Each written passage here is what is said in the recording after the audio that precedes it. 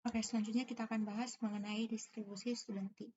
Nah, di mana untuk teoremanya itu sendiri kita bisa lihat jika Z berdistribusi normal, di mana normalnya ini adalah normal standar gitu ya. Di sini mu-nya 0 dan variansinya adalah 1. Dan V di sini berdistribusi chi-square dengan derajat bebas V.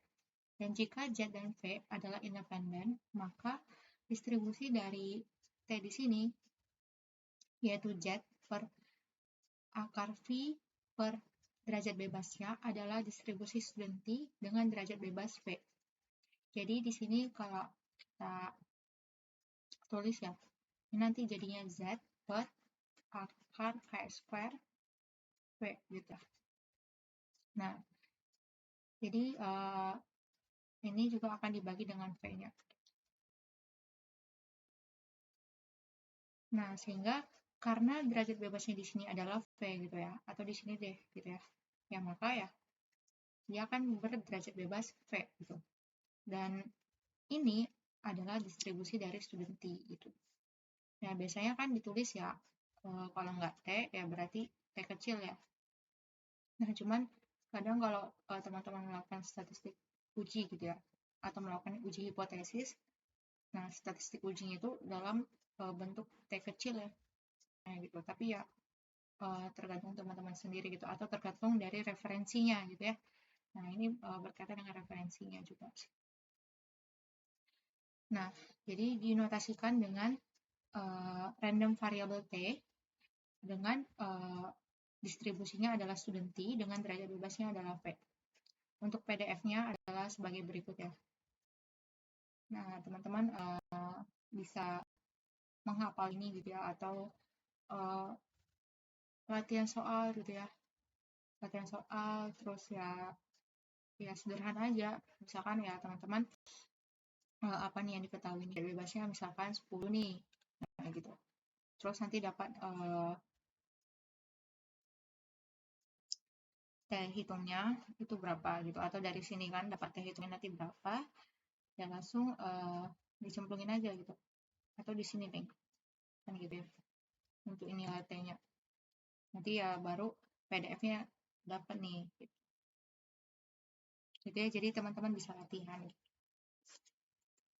Nah, untuk teorema selanjutnya, jika T berdistribusi student T, maka untuk V-nya lebih dari 2R didapatkan ekspektasi T pangkat 2R sama dengan yang ini.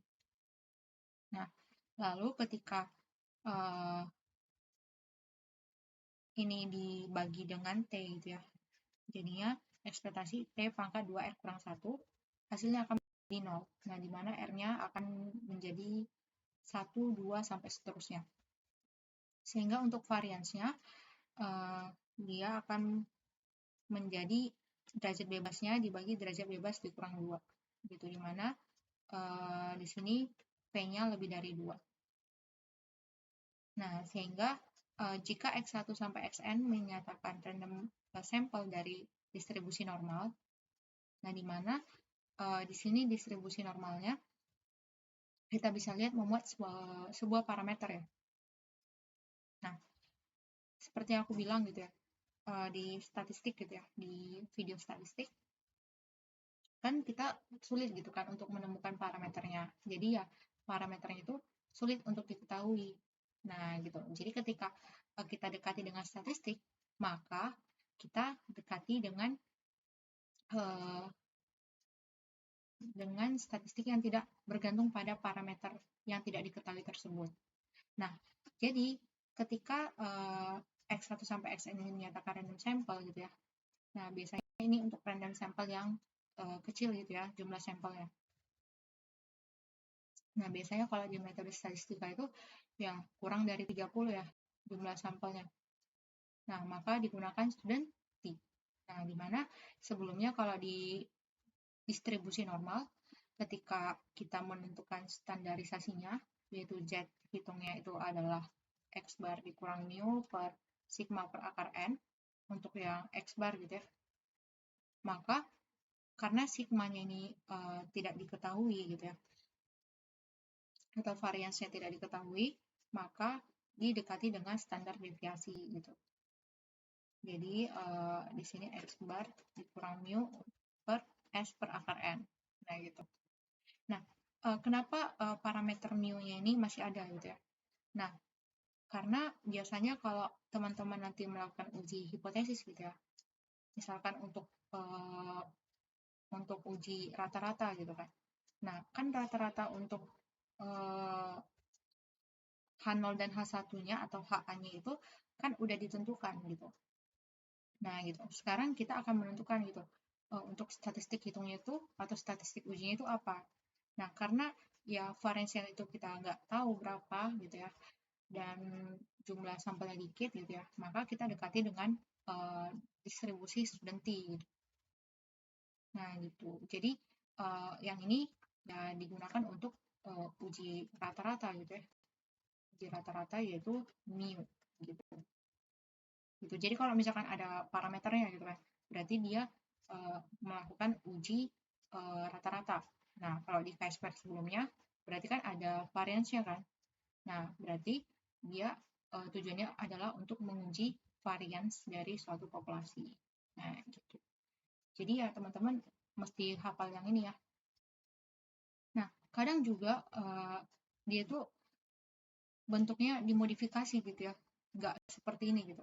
Nah, jadi ketika kita lakukan modifikasi, katakanlah ini kita ganti jadi sigma xi per n gitu ya. Jadi seperti ini, kurang mu per s per akar n, lalu kita samakan penyebutnya, jadinya sigma xi per n dikurang n dikali mu per n per s per akar n, maka dari sini